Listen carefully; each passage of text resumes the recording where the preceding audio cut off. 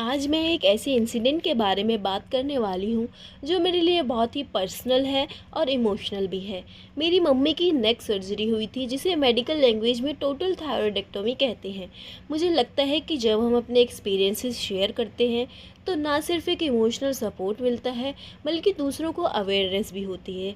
हो सकता है आपके किसी क्लोज को थायराइड प्रॉब्लम हो या आपके किसी फ्रेंड की इस वीडियो से हेल्प हो सके। सबसे पहले मम्मी को गले में थोड़ा सी सूजन फील हुई, उनको थोड़ा दर्द फील हो रहा था। उनकी वॉइस भी कभी कभी थोड़ी लो हो जाती थी। इनिशियली हमने सोचा सर्दी हो सकती है या फिर मम्मी को थ्रोट इन्फेक्शन हो गया है, लेकिन जब 2 हफ्ते तक कोई इम्प्रूवमेंट नहीं हुई तब हमने ईएनटी स्पेशलिस्ट से कंसल्ट किया।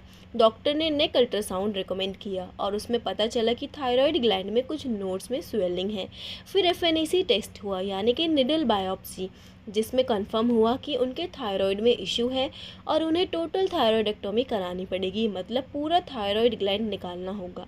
जब हमें सर्जरी का पता चला तो हम सब बहुत ज़्यादा घबरा गए, स्पेशली मम्मी। उन्होंने तो कुछ दिन तक बात करना ही बंद कर दिया था। हर माँ का एक इमोशनल कनेक्शन होता है। उन्हें डर था कि सर्जरी के बाद उनकी आवाज़ वापस नॉर्मल आएगी या नहीं, स्कार कैसा लगेगा, कहीं उनकी वॉइस चली तो नहीं जाएगी।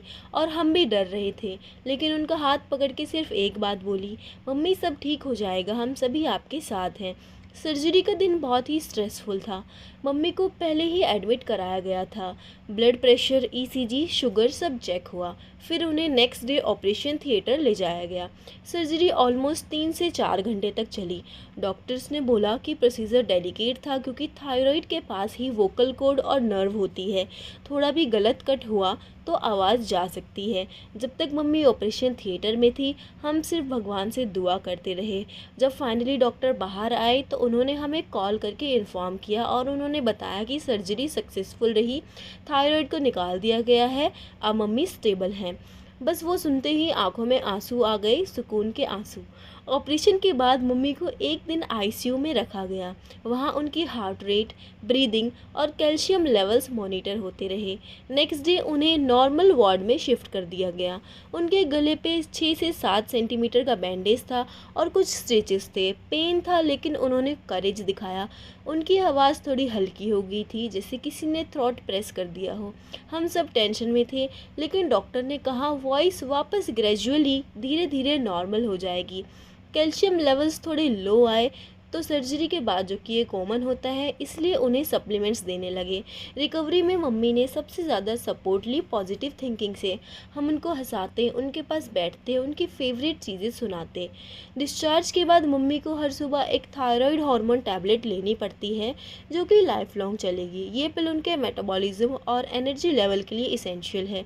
उनका डाइट भी सॉफ्ट रखा गया है, जैसे कि सूप, खिचड़ी, हल्दी मिल्क।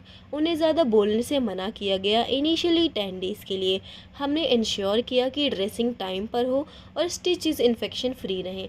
धीरे धीरे मम्मी चलने लगी, बातें करने लगी और फिर एक वीक में उनकी आवाज़ भी नॉर्मल हो गई। मम्मी अब ठीक है, उनकी स्माइल वापस आ गई है और वही हमारी जीत है।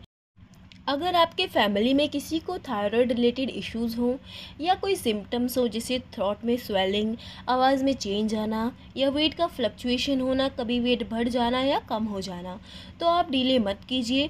टाइम पे डायग्नोसिस मतलब चेकअप कराइए और सर्जरी लाइफ सेविंग हो सकती है, इससे किसी की जान भी बच सकती है।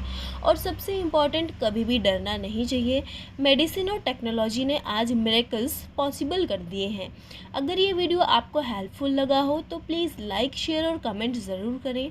आपके किसी फ्रेंड या फैमिली के लिए ये वीडियो एक रे ऑफ होप बन सकती है। Stay strong and stay healthy.